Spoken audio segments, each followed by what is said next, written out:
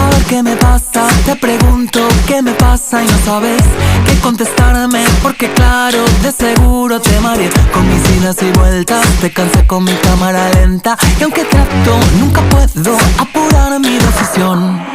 En el preciso momento en que todo va cambiando para mí, en ese instante te aseguro que alguna señal te di, pero no me escuchaste, tal vez sin intención de tu parte. Puede ser un poco débil el sonido